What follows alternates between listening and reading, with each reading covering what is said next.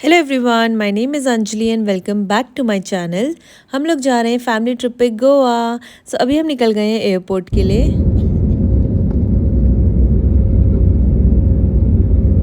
इस बार पूरी फ़्लाइट में हमने ऊनो सीक्वेंस बहुत सारे गेम्स खेले और 2 घंटे के बाद हम लोग लैंड कर रहे हैं गोवा में। और सामने देखो इतना सुंदर बीच व्यू भी दिख रहा था। और एयरपोर्ट में ना मेरी सिस्टर बैंगलोर से आ रही है तो वो पहले पहुंच गई थी, हमारा वेट कर रही थी। फिर हमने एयरपोर्ट के बाहर से गाड़ी रेंट पे ली और फिर हम सबसे पहले जा रहे हैं कुछ खाने, क्योंकि सबको बहुत भूख लग गई थी। तो हम लोग आए थे पालोलियम बीच के पास club India pure veg restaurant. और हमने ना गूगल में ही सर्च किया था। इसके रिव्यूज़ काफ़ी अच्छे थे खाने को लेके एंड आई मस्ट टेल कि इनका खाना उतना ही अच्छा था। अगर आप लोग कभी पालोलियम बीच के आसपास आओ तो ज़रूर ट्राई करना, बहुत टेस्टी खाना था। फिर हम लोग लंच करने के बाद निकले अपनी एयरबीएनबी की तरफ। और ये था हमारा एयरबीएनबी प्रॉपर्टी जो हमने बुक करी थी गोवा में। यहाँ पे मम्मी लोग बैठ के रेस्ट कर रहे हैं। मैं भी आपको क्विक टूर देती हूँ। तो ये है हमारा हॉल वाला एरिया और ये 2 BHK प्रॉपर्टी है जो हमने बुक करी थी।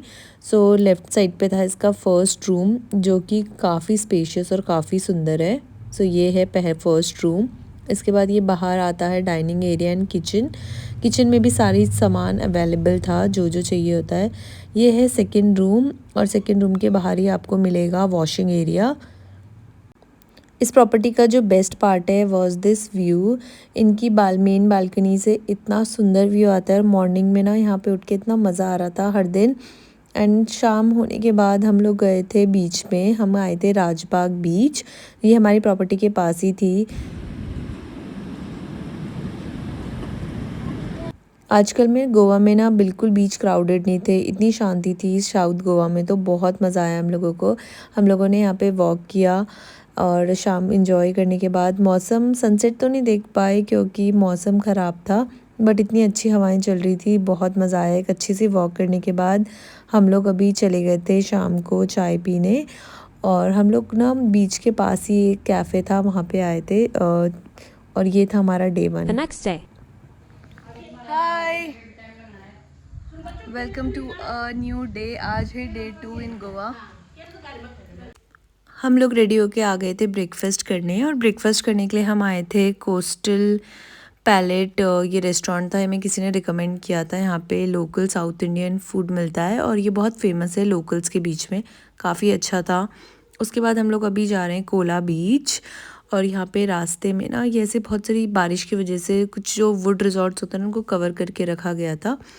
और हम लोग ना कोला बीच पहुँचे, हमने गाड़ी पार्क करी, थोड़ा सा वॉक करने के लिए था। तो वहाँ पे वैसे कैब सर्विस भी अवेलेबल थी बट मम्मी लोग कंफर्टेबल थे वॉक करने में। मम्मी लोग हाय। अभी यहाँ से ना थोड़ा सा ट्रैक है, आई थिंक 1.8 किलोमीटर का। अभी हम जा रहे हैं नीचे। चलो आकृति जी, कैसे लग रहा है आपको गोवा में? मत कर तो तमीज़। बोले चाहता पीछे कर। ये है मेरी सिस्टर और मेरी सिस्टर मेरे हस्बैंड दोनों को ही वीडियो में आना बिल्कुल पसंद नहीं है, इसलिए आपको काफ़ी कम जगहों पे दिखेंगे। बट मैंने पूरे टाइम बहुत छेड़ रही थी। एंड मम्मी लोग बहुत कंफर्टेबल रहते हैं वीडियो में, तो मैंने उनके साथ खूब सारी वीडियोस बनाई हैं।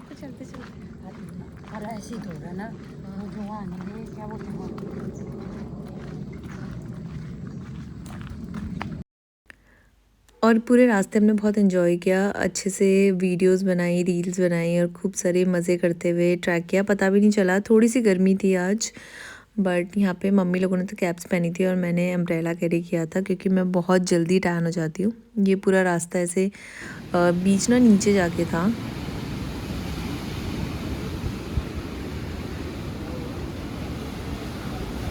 हम आ गए अब बीच के पास। ये है कोला बीच।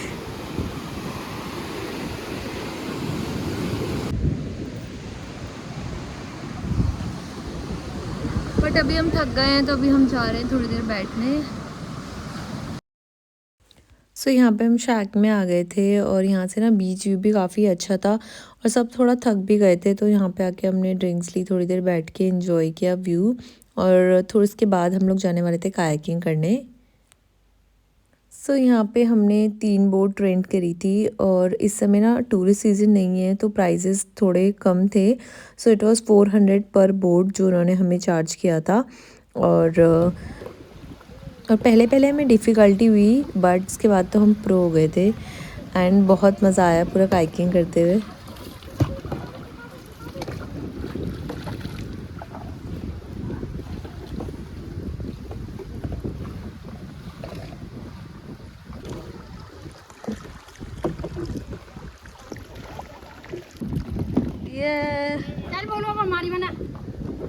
ये प्रियांक प्रियांक बनाएगा। कैसा मजा आ रहा है मम्मी बोलू? अच्छा आ रहा है। एंटी थोड़ी ओवर एक्टिंग हो रही है। थोड़ा देर देखो, हाँ बस ऐसे करो, हाँ दूसरी तरफ देख के करो।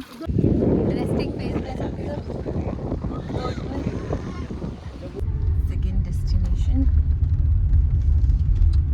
बहुत ही बेहतरीन डेस्टिनेशन। सो ये होने वाली थी हमारी सेकंड डेस्टिनेशन फॉर डे 2। सो ये है काबू दरामा फोर्ट। सो फोर्ट में जब आप एंट्री लेते हो कोई एंट्री फ़ीस नहीं है और सिर्फ एक ये चर्च बिल्डिंग आपको देखने के लिए मिलेगी, बट जो क्लोज रहती है इसमें एंट्री नहीं मिलती है। और पूरे रास्ते में ऐसे आपको ग्रीनरी और बुशेस मिलेंगे और ये छोटा सा ऐसे रास्ता है, कोई ऐसे पर्टिकुलर रास्ता भी नहीं बनाया है।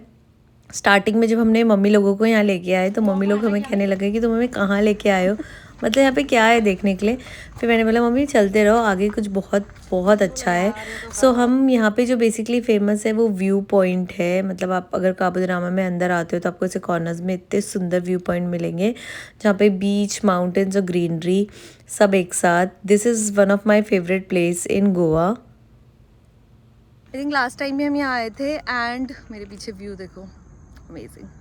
यहाँ से व्यू, और इवनिंग में ये 5 o'clock तक एंट्री होती है, 6 o'clock तक आप अंदर रह सकते हो फोर्ट में।